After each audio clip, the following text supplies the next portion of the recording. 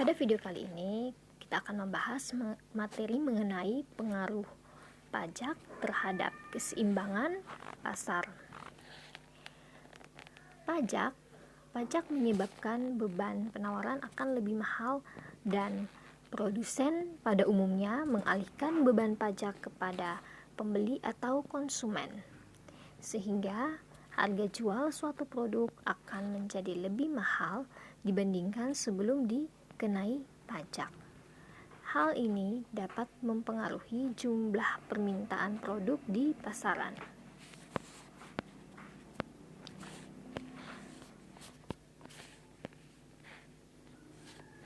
Ya, fungsi permintaan sebelum dan sesudah dikenai pajak itu sama. Bisa kita lihat ini dalam tabel, sebelum dan sesudah dikenai pajak itu bentuk fungsi permintaannya sama.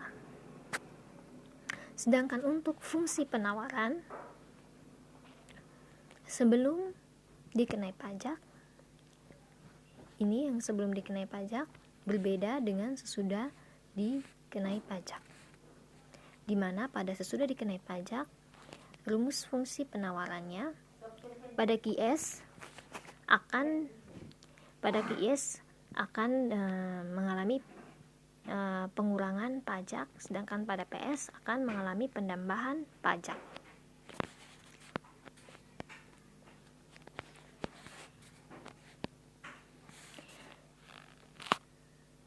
Dengan demikian, suatu produk yang telah dikenai pajak akan mempengaruhi jumlah pembayaran konsumen dan produsen terhadap produk tersebut.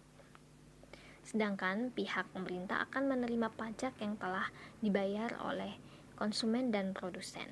Berikut ini rumus untuk mengetahui jumlah pajak yang harus dibayar oleh konsumen dan produsen serta jumlah total pajak yang akan diterima oleh pemerintah. Ikut kita lihat rumus untuk beban pajak produk per unit yang harus dibayar oleh konsumen. Rumusnya adalah TK dalam huruf kecil, di mana TK diperoleh dengan cara PKT adalah harga produk pada keseimbangan pasar setelah dikenai pajak, dan PK adalah harga produk pada keseimbangan pasar sebelum dikenai pajak. Berikutnya kita lihat rumus total beban pajak produk yang harus dibayar oleh konsumen. Ini adalah total ya, yang tadi itu adalah pajak per unit produk yang harus dibayar oleh konsumen. Sedangkan yang ini adalah total beban pajak produk yang harus dibayar oleh konsumen. Ya, jadi berbeda ya. Yang ini TK-nya dalam huruf kapital. Ya, sehingga di sini TK untuk memperolehnya TK yang kecil, huruf kecil tadi yang merupakan beban pajak per unit produk yang harus dibayar oleh konsumen dikalikan dengan jumlah produk pada keseimbangan pasar setelah dikenai pajak, yang simbolnya adalah QKT ini. Berikutnya kita lihat rumus beban pajak produk per unit yang harus dibayar oleh produsen. Simbolnya adalah TP dalam huruf kecil. Untuk memperolehnya, pajak T dikurangi dengan TKT,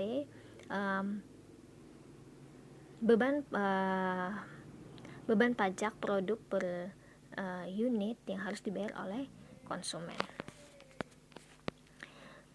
Untuk total beban pajak produk yang harus dibayar oleh produsen, totalnya ya, di sini totalnya itu huruf kapital seluruhnya, TP huruf kapital seluruhnya. Untuk memperolehnya adalah TP huruf kecil, beban pajak per unit produk yang harus dibayar oleh produsen dikalikan dengan jumlah produk pada keseimbangan pasar setelah dikenai pajak, yang simbolnya QKT. Berikutnya total pajak yang harus diterima oleh pemerintah, yakni simbolnya dengan T huruf besar. Untuk memperolehnya adalah pajak T huruf kecil dikalikan dengan jumlah produk pada keseimbangan pasar setelah dikenai pajak QKT. Atau dapat pula kita gunakan rumus T dalam huruf besar total pajak yang diterima oleh pemerintah di mana diperolehnya dengan total pajak yang harus dibayar oleh konsumen ditambah dengan total pajak yang harus dibayar oleh produsen. Ya, mengingat